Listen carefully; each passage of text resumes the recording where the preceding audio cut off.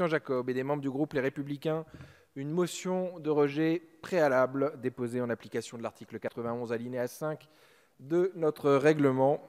Et je vais passer la parole à Monsieur Marc Le Fur qui vient défendre cette motion de rejet préalable pour une durée ne pouvant excéder 30 minutes, chers collègues. Vous avez la parole.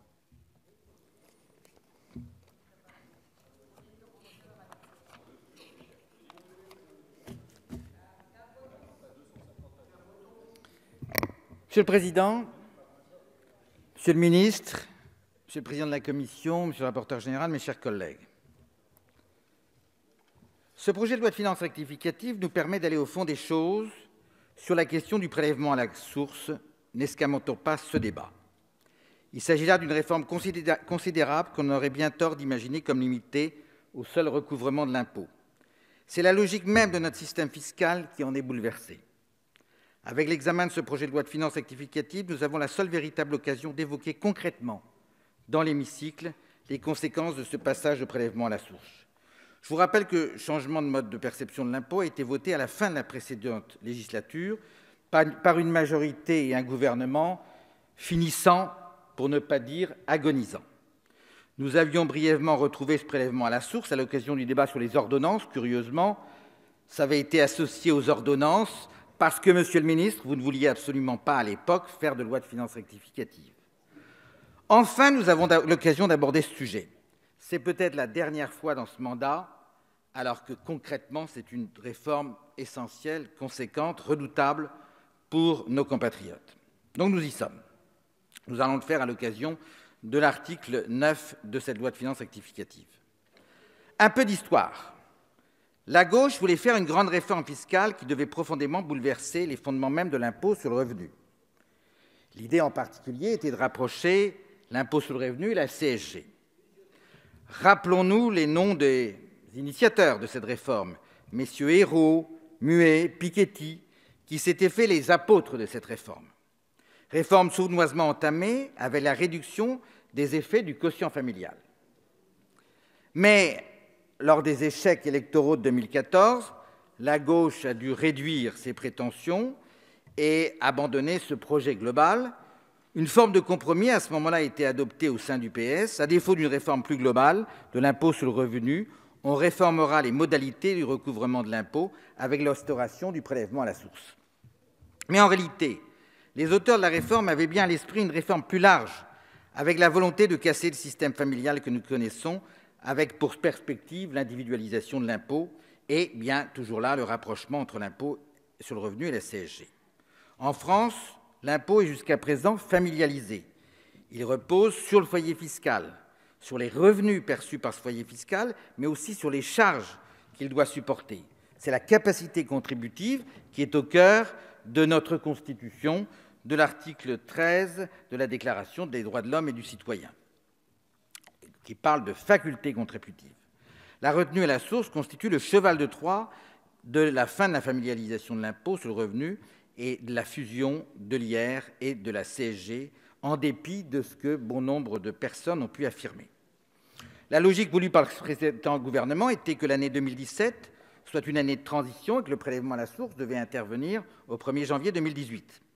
Avec l'ordonnance, vous n'avez fait que décaler d'un an la réforme sous un prétexte technique. L'année de transition devient l'année 2018 avec application au 1er janvier 2019. Mais en réalité, il s'agissait de ne pas appliquer la réforme du prélèvement à la source concomitamment à l'augmentation de la CSG que vous souhaitez, et qu'hélas, votre majorité a voté il y a quelques minutes. C'est de cela dont il s'agit, puisque au 1er janvier 2018 interviendra l'augmentation de la CSG et, c'est vrai aussi, la baisse des cotisations sociales salariales. En appliquant au même moment l'augmentation de la CSG et le prélèvement à la source, vous provoquiez un choc fiscal. Donc pour éviter cela, vous avez préféré, étaler la réforme. Donc en fait de motivation technique, comme vous le prétendez, il s'agit uniquement de motivation de nature tactique. Chacun l'aura bien compris. Qu'est-ce qui pourrait justifier le prélèvement à la source ? Au-delà des arguments qu'on nous sert régulièrement de modernité ou de comparaison internationale, ne faisons pas des comparaisons internationales quand la nature des impôts est aussi différente. Ce mode de recouvrement pourrait se justifier si nous rencontrions des difficultés de perception de l'impôt. Ce n'est pas le cas. Notre impôt sur le revenu est perçu à 98,5 %. Ce prélèvement à la source pourrait se justifier s'il s'agissait de simplifier la vie de nos compatriotes. Là non plus, ce n'est pas le cas. La mensualisation a changé les choses. Et plus récemment, la déclaration pré-remplie a également simplifié la vie de nos compatriotes. Autant d'éléments de progrès qui ôtent l'intérêt essentiel du prélèvement à la source. Mes chers collègues, avec le prélèvement à la source, on vend, et l'on vend aux Français, des illusions. L'illusion de la simplicité, tout d'abord, sachant que la déclaration d'impôt demeurera. L'autre illusion est celle de l'immédiateté, de la contemporanéité, comme on nous dit. Voyez les choses en face et sans détour, mes chers collègues. Il n'y aura aucune contemporanéité dans les taux, dès lors que le taux de l'impôt sera calculé à partir des années précédentes. Pire, il y aura dans l'année 2 taux, à savoir le taux calculé sur l'année N-2, qui s'appliquera de janvier à septembre, et un autre taux calculé sur l'année N-1 qui s'appliquera de septembre à décembre. On voit déjà la complexité de l'exercice. Le contribuable pourra certes, en théorie, choisir de moduler le taux, ce qu'il peut faire déjà aujourd'hui au demeurant. Mais s'il le fait à mauvais escient, les pénalités seront conséquentes.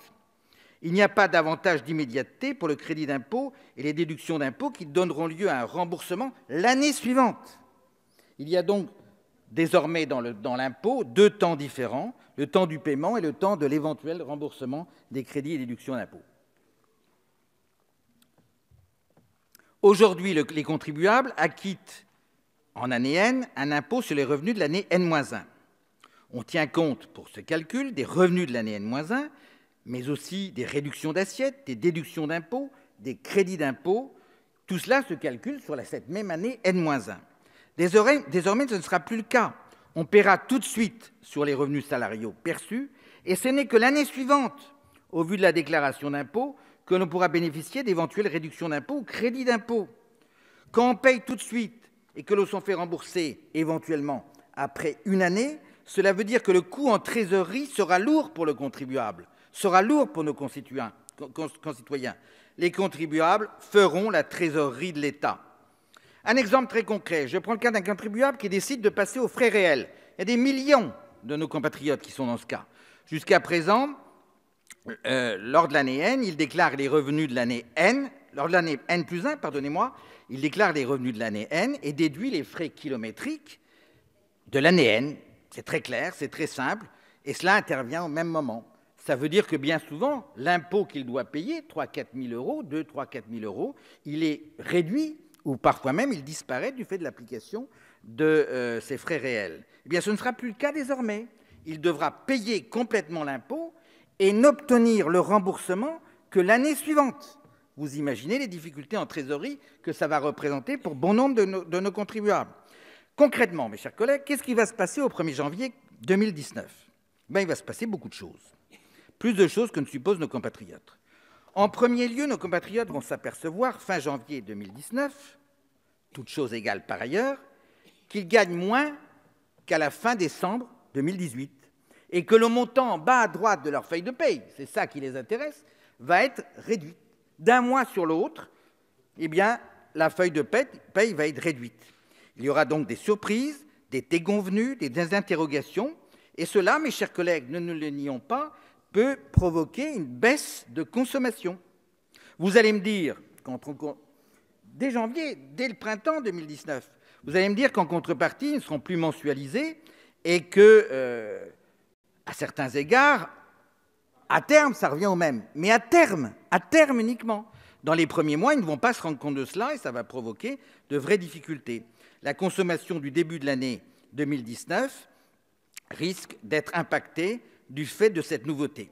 Mais les effets sur la consommation se feront sentir également au mois de novembre et de décembre, puisque vous savez que pour nos compatriotes mensualisés, on ne paye pas l'impôt en novembre et décembre. C'est en quelque sorte une facilité qui permet d'ailleurs des consommations conséquentes en fin d'année. Eh bien, ceci ne sera plus possible, puisque c'est désormais chaque mois qu'il y aura le prélèvement sur la feuille de paye. Cela aura des incidences très fortes sur un certain nombre de consommations de Noël et sur un certain nombre de filières économiques. Toujours au 1er janvier 2019, nos compatriotes vont aussi découvrir une autre chose plus surprenante. 2 personnes qui travaillent dans la même entreprise qui occupent des fonctions identiques, avec les mêmes horaires de travail, une ancienneté identique, qui ont aujourd'hui en bas à droite de leur feuille de paye des rémunérations identiques, vont voir sur ces mêmes feuilles de paye à partir de janvier 2019 que les rémunérations seront différenciées. Pourquoi seront-elles différenciées? Puisque interviendra le prélèvement à la source, c'est-à-dire très concrètement celui ou celle qui a des revenus du fait de son conjoint, par exemple, aura une feuille de paye réduite d'autant, celui qui a des charges familiales conséquentes aura une feuille de paye à peu près maintenue. Voilà quelque chose qui est tout à fait surprenant, et vous allez voir... Non, c'est pas plus juste, parce que c'est le même travail. À travail égal, salaire égal. Ce n'est qu'après, mes chers collègues, que l'impôt doit régler les choses. Mais pour le moment, ce n'est pas plus juste du tout. Ou alors vous l'assumerez. En tout cas, c'est très clair, les salaires de la feuille de paye seront différenciés selon l'impôt. Et les gens, ils se comparent. Ils se comparent à la cantine, ils se comparent devant la machine à café, et ils vont constater qu'il y a des divergences un peu surprenantes. Jusqu'à présent, les choses étaient simples. Les ménages n'avaient qu'un seul interlocuteur, le fisc. Avec le prélèvement à la source, il y aura désormais un tiers, l'entreprise, qui collectera l'impôt, qui aura connaissance du montant de l'impôt, qui aura connaissance du taux moyen de l'impôt, et qui déduira du montant des salaires de ses employés l'impôt qu'il reversera à l'État. Voilà, on a introduit un tiers dans quelque chose qui doit relever de la stricte confidentialité. Autre conséquence négative du prélèvement à la source, les contribuables ne seront plus en mesure d'évaluer les charges de leur impôt. C'est parce qu'ils peuvent mesurer le niveau de l'impôt que nos compatriotes l'acceptent ou le contestent. Le prélèvement à la source transforme l'entreprise en collecteur d'impôt sur le revenu. Le salarié percevra ainsi une rémunération nette non seulement de cotisations sociales, nette non seulement de CSG, mais également nette de l'impôt sur le revenu. Demain, il est à craindre qu'il ne connaîtra pas le montant de l'impôt sur le revenu qu'il est amené à payer, pas plus aujourd'hui qu'il ne connaît de fait ni le montant de la CSG, ni le montant des cotisations sociales. Vous allez me dire, il peut les connaître, mais de fait, il les ignore. L'effet de l'impôt avec le prélèvement à la source est d'anesthésier le contribuable, ce qui demain autorisera les gouvernements successifs à augmenter l'impôt, puisque de fait, la charge de celui-ci sera dissimulée. Autre conséquence, au 1er janvier 2019, l'impôt à la source constituera aussi une charge très lourde. Monsieur le Président de la Commission l'a déjà dit, constituera une charge très lourde pour les entreprises qui, je vous rappelle, ne sont pas demanderesses et dont le métier n'est pas de collecter l'impôt. Demain, les entreprises vont en effet collecter l'impôt et aussi le restituer à l'État. Quel est le coût pour les entreprises? Alors, Monsieur le Ministre, vous fondez votre analyse sur un rapport de l'Inspection générale des finances qui fait état d'un coût de 300 millions. C'est déjà pas mal, vous allez me dire. Je rappelle simplement qu'il s'agit d'un rapport d'inspecteurs des finances qui contrôlait des collègues camarades inspecteurs des finances qui sont dans le bureau d'à côté et qu'ils retrouveront le lendemain, si vous voulez. Donc, on est dans l'entre-soi. Donc, moi, je vous renvoie plutôt à l'étude beaucoup plus sérieuse et objective, puisque réalisée en exploitant les ressources de 500 entreprises, réalisée par le Sénat, par le cabinet de Deloitte, qui estime que le coût pour les entreprises est nettement plus important, de l'ordre de 1,2 milliard. 1,2 milliard, le coût pour les entreprises sur l'année, chaque année. C'est tout à fait considérable. J'ai bien noté la volonté de l'État de dissimuler le coût de cette mesure, mais la meilleure preuve, c'est qu'il y a un problème de coût pour les entreprises, c'est que vous envisagez un amendement pour essayer d'atténuer au moins la charge que cela représente pour les PME.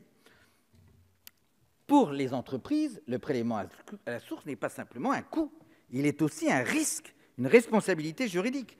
L'employeur qui devient collecteur d'impôts devient en même temps dépositaire du secret fiscal, comme un fonctionnaire des impôts. Et s'il transgresse le secret fiscal, il est susceptible d'être puni d'un emprisonnement, d'une amende allant jusqu'à 15 000 € d'amende. Alors que l'employeur n'est pas redevable de l'impôt, mais simple collecteur, il risque des pénalités disproportionnées. La responsabilité de l'employeur pourra aussi être mise en cause s'il n'applique pas le bon taux, s'il ne respecte pas en temps et en heure ses nouvelles obligations déclaratives, s'il ne respecte pas le délai de règlement et s'il ne respecte pas l'obligation de confidentialité. Les sanctions possibles, elles sont très explicites, mes chers collègues, sont les suivantes. Non-dépôt de la déclaration dans les délais prescrits, amende de 10% des revenus qui auraient pu être effectués ou déclarés, et 40% en cas de non-dépôt dans les 30 jours de mise en demeure. Inexactitude ou omission, amende de 5% des revenus qui auraient dû être effectués ou déclarés, et 40% en cas de non-dépôt dans les 30 jours de mise en demeure.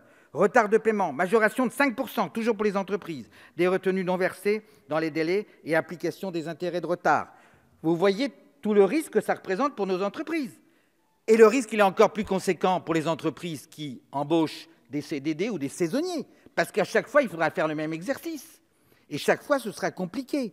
Donc, on occasionne des difficultés. Imaginez, mes chers collègues, vous avez quand même des circonscriptions les uns et les autres.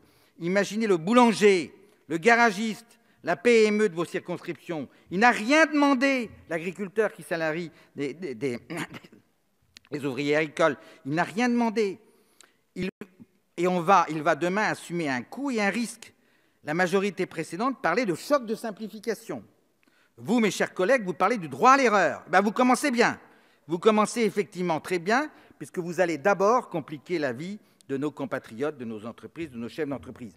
Et plus grave, vous allez polluer les rapports au sein de l'entreprise. Parce que les collaborateurs vont s'adresser au patron, dire « Comment ça se fait? Pourquoi ?» Et la négociation salariale va se faire sur le en bas à droite, donc après impôt. Autant de difficultés qu'occasionne une réforme irréfléchie. Cette réforme, en effet, elle ne se limite pas à une ligne supplémentaire sur la feuille de paye. Feuille de paye que chacun s'accorde à vouloir réduire régulièrement. On ne la réduit pas, on l'augmente. N'allons pas croire pour les entreprises qu'il suffira d'appliquer un taux à une assiette fiscale correspondant au salaire, mes chers collègues. Ce sera beaucoup plus compliqué que ça. En effet, le salarié contribuable connaîtra au minimum 2 taux. Je l'ai déjà dit, un applicable de janvier à septembre, calculé sur N-2, et un applicable de septembre à décembre, calculé sur les revenus de l'année N-1. Mais, ça sera le minimum, parce qu'il y aura d'autres taux. Il suffira que la situation familiale évolue, mariage, naissance, divorce, veuvage, etc. L'entreprise devra appliquer un nouveau taux. Avec la réforme du prélèvement à la source, le contribuable va devoir désormais appréhender potentiellement 8 taux sur l'année, à savoir le taux marginal, celui qu'il connaît, celui de son ultime tranche, le taux moyen d'imposition, le taux du prélèvement à la source, plus précisément les 2 taux du prélèvement à la source que je vous l'indiquais tout à l'heure, le taux neutre. Le taux neutre, ça s'applique en particulier à ceux qui démarrent. Il n'y a pas de passé, donc on ne peut pas leur appliquer un taux. Ça s'applique en particulier aux jeunes, donc on leur applique un taux neutre. Donc ça, c'est un nouveau aussi. Le taux neutre s'applique aussi à ceux qui retrouvent le chemin de l'emploi. On espère qu'un certain nombre de compatriotes quitteront le chômage pour retrouver un emploi, mais on leur appliquera un taux neutre, un nouveau taux. Donc. Et puis le taux neutre s'appliquera aussi, j'y reviendrai, aux contribuables qui souhaitent, pour des raisons de confidentialité, faire en sorte qu'on ne leur applique pas le taux réel, mais un taux neutre, quitte à ce qu'ils remboursent par la suite. Nos compatriotes vont aussi découvrir le taux modulé, puisqu'il est possible de demander une modulation de ce taux. Et puis enfin, ils vont connaître le taux individualisé de l'impôt, c'est-à-dire que dans le couple, il pourra être choisi non pas le taux moyen, qui pèsera sur les 2 salaires, je prends l'hypothèse où les 2 travaillent dans un couple, mais un taux individualisé qui sera distinct pour les 2 membres du couple pour des raisons de confidentialité. Vous voyez la complexité. Complexité qui va changer la nature des relations dans l'entreprise. Jusqu'à présent, l'impôt, le contribuable n'interrogeait que le fisc.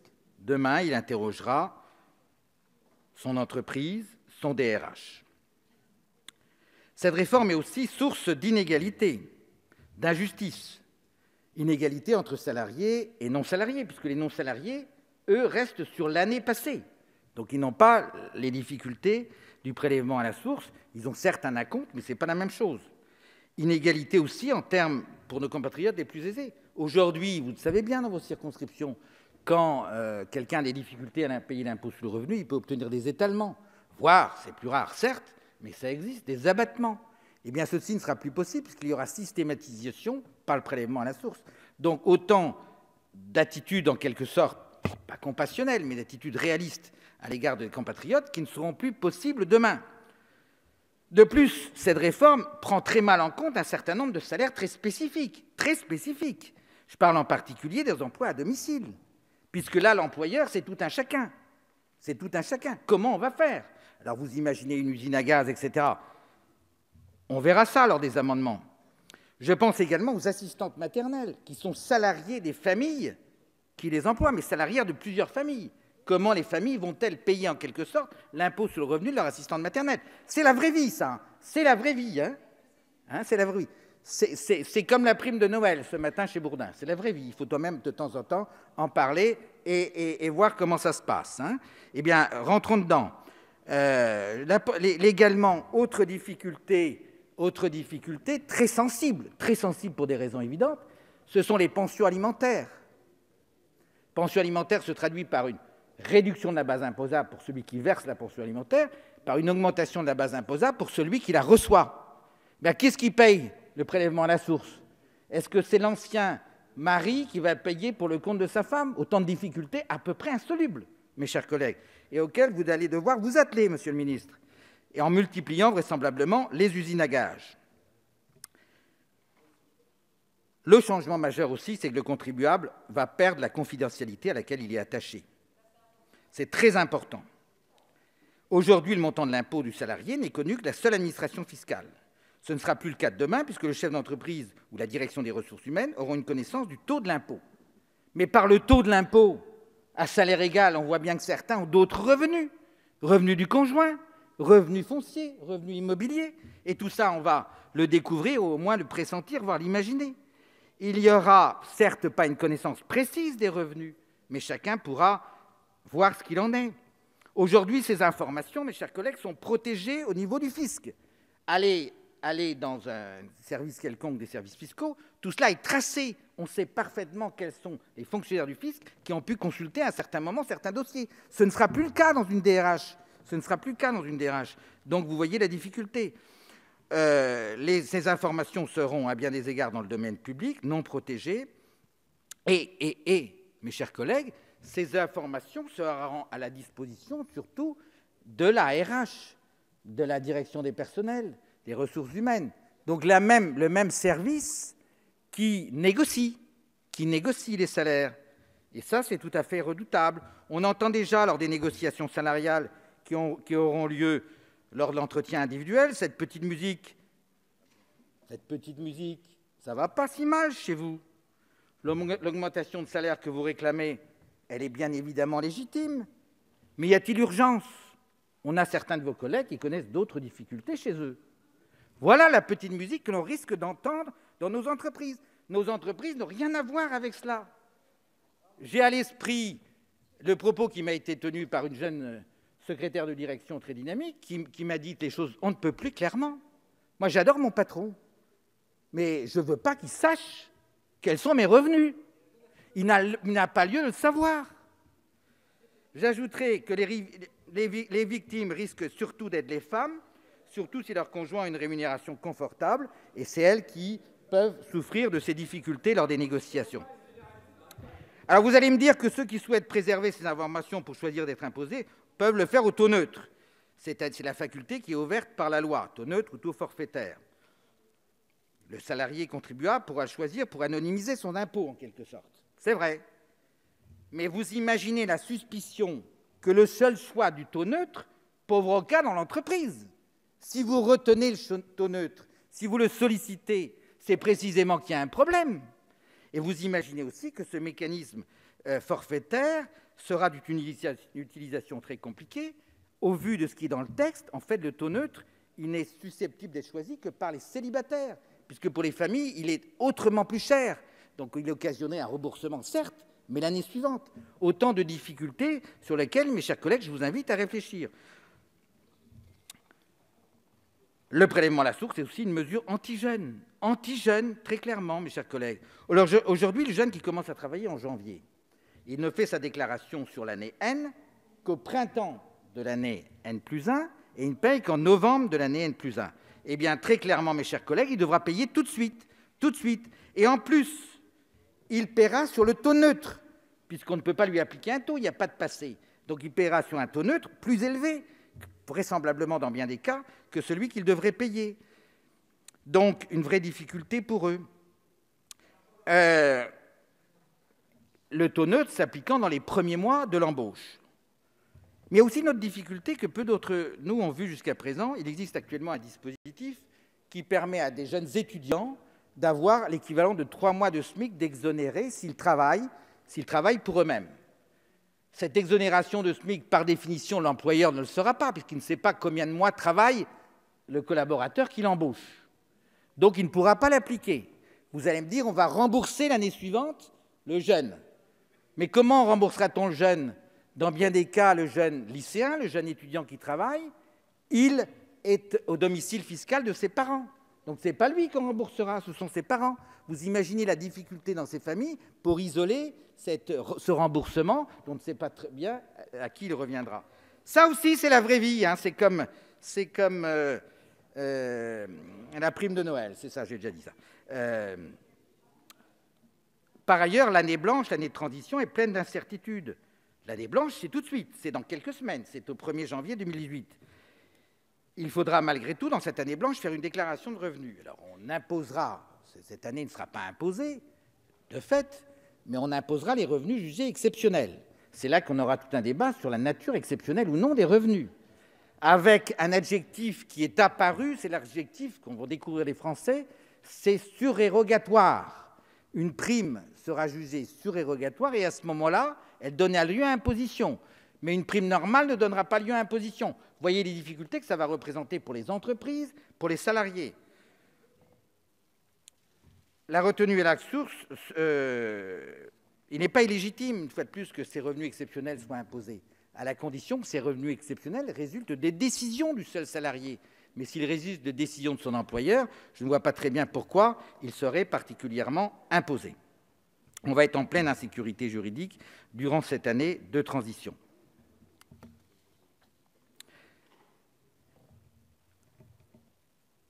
Sur cette année de transition, il est également temps d'informer nos compatriotes sur quelques situations très inquiétantes. Problème en particulier de l'épargne retraite. Chacun cotise, vous savez. Mais quand on cotise, au préfonds, au PERP, au PERCO, etc., il y a des millions de Français dans ce cas-là, hein, on déduit. Mais en 2018, au Madeleine, mais en 2018, on ne pourra plus déduire, puisqu'il y aura une année blanche, en quelque sorte. Donc plus personne n'aura intérêt à cotiser. On va avoir une vraie difficulté pour ces régimes de retraite. J'espère, Monsieur le Ministre, qu'on va trouver une solution, parce que sans ça, c'est impossible.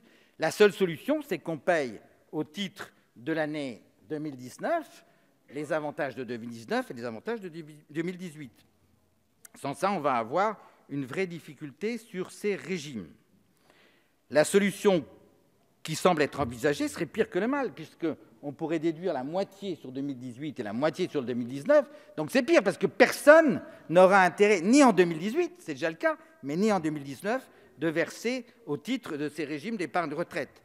La question de l'épargne retraite n'est absolument pas traitée, comme d'ailleurs l'ensemble des questions liées à des réductions de base d'imposition. Vous savez à peu près régler les problèmes de crédit d'impôt, de déduction d'impôt, mais absolument pas les réductions de base.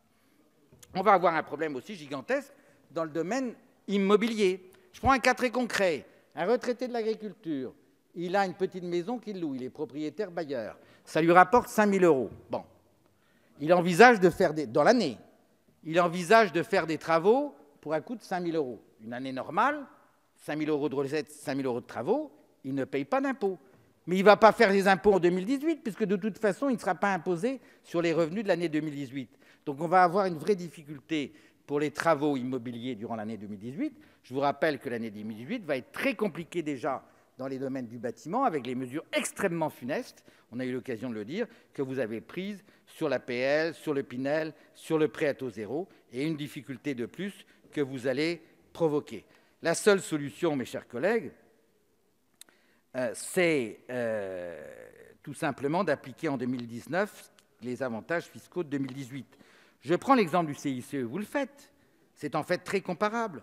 Le CICE, la subvention est calculée sur les charges salariales des entreprises subventionnées versées en N+1. On la remplace par une baisse des charges qui s'applique sur l'année en cours. Et durant l'année de transition, qui sera l'année 2019, le gouvernement a pris le parti de payer 2 fois et le CICE, calculé en 2018, et la baisse des charges sur 2019. Donc ce que l'on fait pour les entreprises, on peut parfaitement le faire pour les particuliers. C'est vrai que c'est un coût pour l'État, mais c'est la seule façon de sortir de la difficulté, mes chers collègues. On le voit, de multiples difficultés dans tous les domaines. Mes chers collègues, ne laissons pas imaginer à nos concitoyens qu'il s'agit d'une réforme mineure et technique, une réforme de simplification. Ça va leur compliquer la vie. Ils vont en quelque sorte verser leurs impôts en 2 temps. L'année N, et puis après les éventuels remboursements. Ils ne s'y retrouveront plus. La lisibilité de l'impôt va être très sensiblement atténuée. Et puis derrière tout ça, je l'ai dit, il y a une menace qui est celle de l'individualisation de l'impôt et la sortie de la familialisation de l'impôt. menace sur la confidentialité du fait du prélèvement à la source. Je l'ai dit et redit. Rejetez le prélèvement à la source, mes chers collègues. L'année de transition est là aussi ingérable. Je vous invite donc, mes chers collègues, à rejeter cette loi de finances rectificative, à rejeter par là même le prélèvement à la source, à épargner à nos citoyens contribuables une réforme funeste, adopter donc cette motion de renvoi ou adopter au moins les 90 amendements que j'aurai le privilège de défendre devant vous tout à l'heure. Merci. Merci beaucoup, Monsieur le Président Marc Le Fur. Monsieur le ministre, souhaitez-vous réagir? Monsieur le rapporteur, non plus. Nous allons donc